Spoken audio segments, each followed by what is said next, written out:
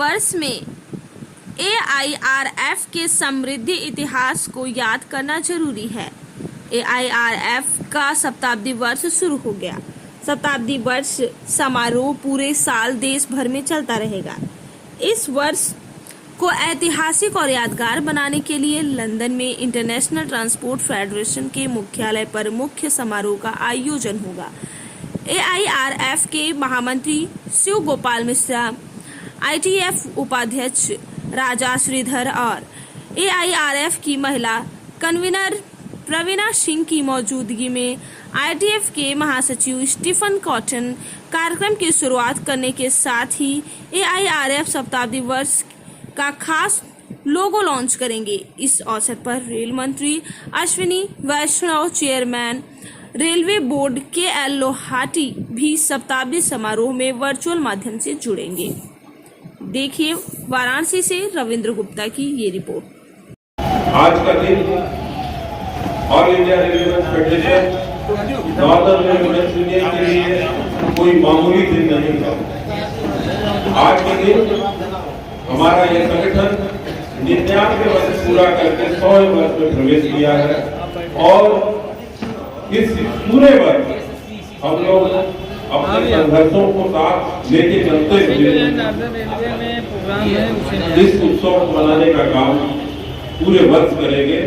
अभी बनारस में एक बृहद कार्यक्रम भी परम आदरणीय महामंत्री श्री गोपाल मिश्रा जी के उपस्थिति में हम लोग करने का काम करेंगे।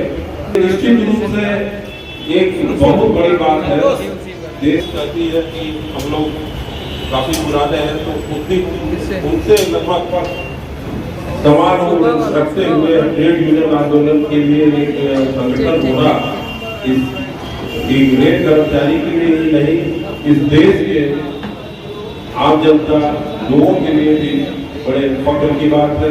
शताब्दी वर्ष के पूरा होने के उपलक्ष्य में आयोजन में हम सभी साथी यहाँ पर इकट्ठा हुए हैं और हमारी मीडिया के भी तमाम साथी आए हुए हैं। मैं इनका दिल से इस्तेमाल करता हूँ और हमारे जो कॉमरेड साथी यहाँ पे इकट्ठा हुए हैं नॉर्दर्न रेलवे यूनियन के, मैं उनकी जानकारी में मैं खास तौर पे ये बताना चाहूँगा कि all India railway men's federation नहीं होता तो साथियों आज हम यहाँ नहीं होते। 1946 की हड़ताल में all India railway men's federation ने एक प्रमुख मांग ब्रिटिश हुकूमत के सामने रखी थी, क्योंकि उस समय भारतीय रेल में कर्मचारियों का जो वेतन हुआ करता था वो गोरों और कालों के ऊपर डिपेंड हुआ करता था। गोरे इन दैट सेंस मेरा कहने का मतलब है कि गोरे मतलब जो अंग्रेज हुआ करते थे और जो हम भारतीय हुआ करते थे, दोनों लोग समान पद पे काम करते थे। जैसे समझिए कि अगर हमारे यहाँ स्टेशन पर अगर स्टेशन मास्टर एक ब्रिटिश गवर्नमेंट अंग्रेज का सिपाही होता था, अंग्रेज होता था और एक भारतीय होता था, तो दोनों के वेतन में बहुत ही भारी अंतर हुआ करता था। अपना परिचय बता दें।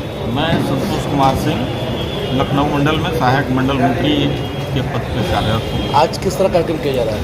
आज ये हमारा AIRF का जो कार्यक्रम है, हमारे शताब्दी वर्ष 100 साल इस संगठन के पूरे होने के उपरांत ये कार्यक्रम आज आयोजित किया जा रहा है। और 1924 में इस AIRF का गठन हुआ था। 1924 में गठन हुआ था और गठन इसलिए हुआ था कि 1924 के पहले भारत में भारतीय रेलें अलग अलग खंड में बटी हुई थी और अलग अलग संगठन यहाँ काम कर रहे थे, जिससे ब्रिटिश हुकूमत के साथ बात करने में तमाम तरह की दिक्कतें आती थी। तो संगठन को मजबूती प्रदान करने के लिए 1924 में AIRF का गठन हुआ और तमाम जो रेलवेज के जो संगठन थे उनको एक बैनर के तले लाके और एक मजबूती के साथ AIRF में काम करना शुरू किया और उसके बड़े ही अच्छे अच्छे उसके तमाम सरकार के साथ यारफ ने कर्मचारियों के हितों को काम करते हुए आगे बढ़ने का काम किया और हम लोग पहले आप गए नहीं, कोई लोग सबको परिचय दीजिए अपना। मैं सुनील कुमार सिंह शाखा सचिव हूँ northern railway men's union Varanasi का।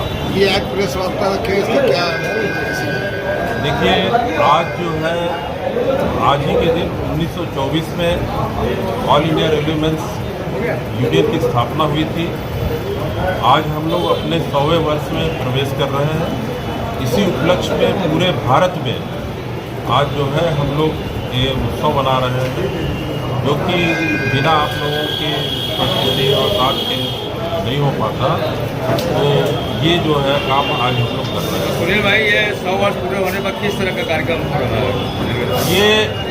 ये पूरा वर्ष जो है all India railway men's federation ने पहले से ही तय किया हुआ था कि हम इस साल पूरे साल एक कार्यक्रम अपनी स्थापना पे अपने गौरवशाली जो इतिहास है हमारा, अंग्रेज़ों के ज़माने से हम लोग मजदूर हितों की लड़ाई को लड़ने का काम करते रहे हैं।